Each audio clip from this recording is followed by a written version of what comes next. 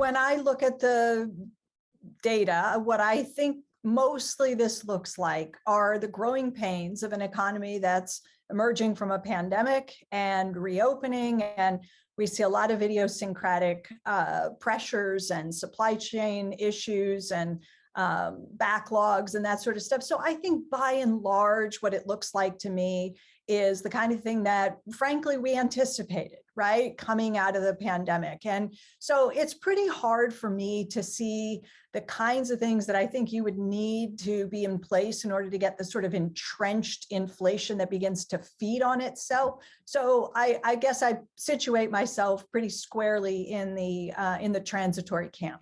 Yeah, and there's certainly an element of the inflationary pressures we have that were certainly predictable, given just how volatile the economic crisis was, the COVID crisis, and how volatile things have been coming out of it here.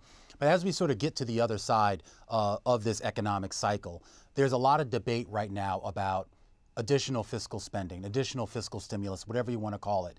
Is it just throwing another log on the fire of an economy that's already hot, or is this something that maybe has a place here in our policy and in the way we spend government money? Well, I think it's the latter. I think that most of what we're hearing about right now, right, we're hearing about maybe a $3.5 trillion human infrastructure bill coming maybe alongside the more traditional so-called hard infrastructure. And I don't think the administration is thinking of this as stimulus. I'm certainly not thinking of this as stimulus. I'm thinking of this more the way I think they are, which is, doing things that will strengthen some of the fragility that's been baked into our system by, longstanding policy decisions. We're trying to redress some things, fix some of the deficits in the real economy, and lay a foundation for a really sustainable and inclusive recovery. So I think they're looking at this as an opportunity to strengthen the social safety net, make investments in things like education and healthcare, just places where we have underinvested for decades. And we've heard that message, of course, from the Biden administration and some of his allies in Congress. We've also heard this idea here that sort of inequalities need to be addressed, particularly inequalities that were sort of laid bare based on the policies coming out of the last big financial crisis in 2008, 2009, 2010 here. What type of steps do you think that the Biden administration and hopefully Congress can sort of take so that we don't repeat some of those same mistakes? Well, I think that what we're hearing articulated from the administration, right, is that the goal is to make investments at the bottom that grow from the middle out. So instead of, this sort of top down, trickle down sort of, policy prescription that we've tried again and again and watched fail, that this time is different, that this time we want to see the government making investments in things like early childhood education and the caring economy, broadening the scope for infrastructure investment, college education, elder care, and the rest of it. So I think, we're looking at the potential for millions and millions of good paying jobs, many of them for people, in fact, most of them for people with little, if any, college education. So this really is an opportunity to, provide a good, solid foundation for a recovery that aims squarely at those at the bottom and the middle of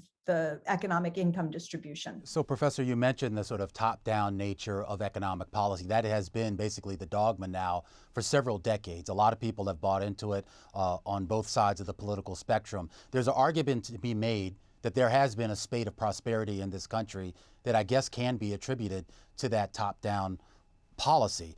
Is there a sense here that the boom-bust cycles we've been through over those last few decades since that top-down policy became the sort of dogma, that is a contributor to it, or is there something else here that maybe we should be looking at?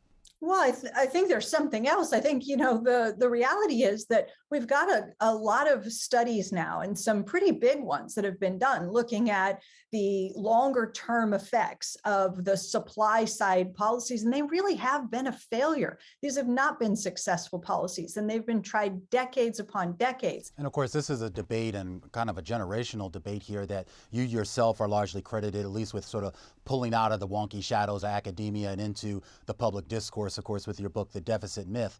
It's a conversation we're having, but you're actually now starting to see, as you just alluded to, some real implementation of some of these ideas, or at least an attempt to.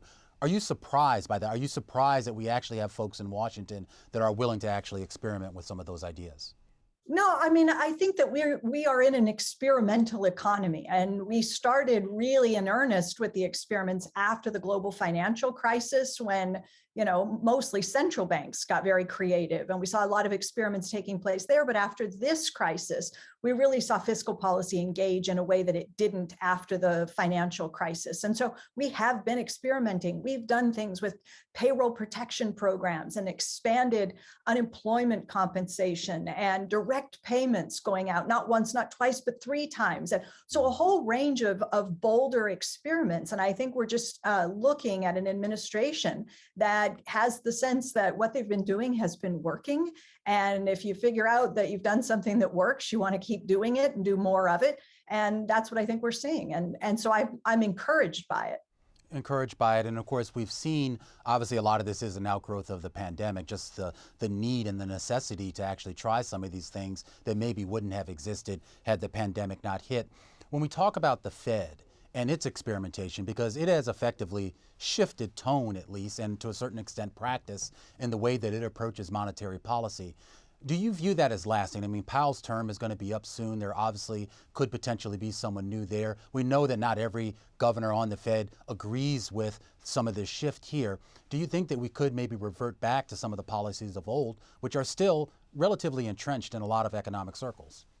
I suppose anything's possible, but at this point, I think the reality is that we have a Fed chairman who has been very candid about the importance of tight labor markets. He has said time and time again that the best thing the Federal Reserve can do for the working people of this country is to, support the labor market, to allow unemployment to move lower, to get the labor market to run hot. And when Chairman Powell says that he's laser focused on restoring economic opportunity for those who are looking for work and still haven't found it, I think we ought to take him at his word. And I think that it's going to be pretty difficult for a future Fed chairperson to, in a sense, reverse that policy and say that we're going to, in some sense, demote the importance of full employment. One of the criticisms that Jerome Powell faced this week before Congress, one of the criticisms lobbied at the Biden administration, one of the criticisms also lobbied at you and some of the other economic thinkers who have embraced MMT, is this idea of government overreach, that once we go down this path, it provides or it gives the government a certain amount of control and a certain amount of influence that a lot of folks don't think the government should have. Well, a lot of folks want the policies that are being put forward by this administration. They are overwhelmingly popular, and they're popular on a bipartisan basis, right? So MMT doesn't give Congress any new powers or authorities. They already have the power of the purse. They already have the ability to write and pass legislation as bold as they might choose to do. The reality is that for too many years, I believe Congress hasn't really taken advantage of the fiscal space that's been available. That's been damaging to all of us, right? Bad policy harms all of us. So we end up with an economy that underperforms. We end up with fewer jobs than we otherwise could have had, with less prosperity. So I think to the extent that Congress is waking up to a new way of thinking about the way it approaches the budgeting process and the use of fiscal policy to help support the economy, is going to end up being a pretty good thing for most everyone in this country.